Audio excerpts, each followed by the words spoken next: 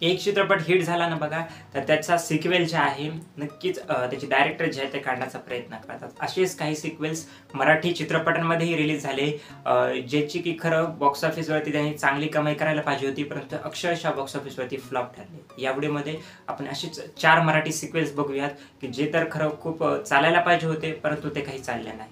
Number 1 वरती आहे बघा दगडी चाळ.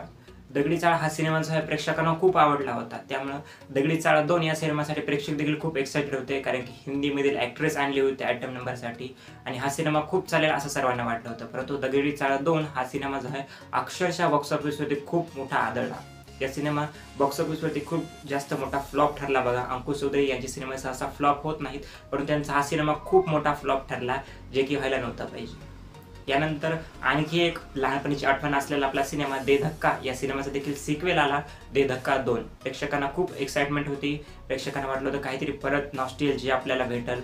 त्या नॉस्टॅल्जियाच्या नावावरती त्या चित्रपटाने फक्त त्याचं बजेट रिकव्हर केलं बघा, कारण की आपल्या मातीतली कथा त्यांनी विदेशामध्ये नेली, परंतु ती जी कोर स्टोरी होती ते परत रिपीट करू शकले नाही. रिपीट व्हॅल्यू प्रेक्षकांमध्ये ते आणू शकले नाही. त्यामुळे दे धक्का 2 हाही सिनेमा तेवढा काही चालू शकला नाही. यानंतर तिसरा चित्रपट आहे बघा नाळ. नाळ हाही सिनेमा प्रेक्षकांनी जे आहे ते नाकारला.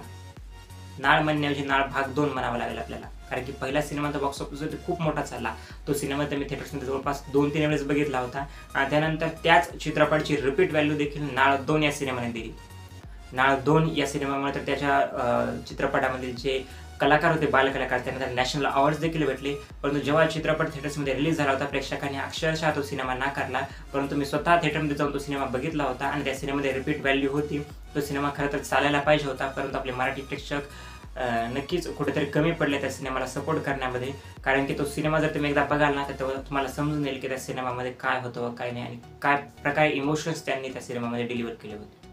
यानंतर एक खूप मोठी लीग असलेला सिनेमा, जो की पहिलेपासून चांगल्या प्रकारे चालत होता, यावर्षी त्या सिनेमाचा 3रा भाग रिलीज झाला बघा. मी बोलत आहे ए रे रे पैसा 3 या सिनेमाबद्दल. ए रे रे पैसा 3 हा सिनेमा यावर्षी रिलीज झाला होता बघा. अक्षरशः खूप मोठे स्टार्स ट्रेलर लॉन्चला बोलवले, नेते सर्वजण बोलवले, परंतु हा सिनेमा अक्षरशः 1 कोटींचीही कमाई करू शकला नाही आणि एवढा मोठा डिझास्टर हा सिनेमा चालला.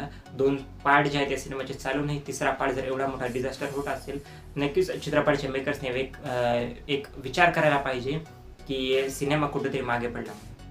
तर तुम्ही या 4 चित्रपटापैकी कोणता चित्रपट बघितलेला आहे व नाही, आणि तुम्हाला 4 सिनेमापैकी कोणता सिनेमा आवडतो, नक्की तुमचं मत मला कमेंट सेक्शनमध्ये सांगा. थँक्यू.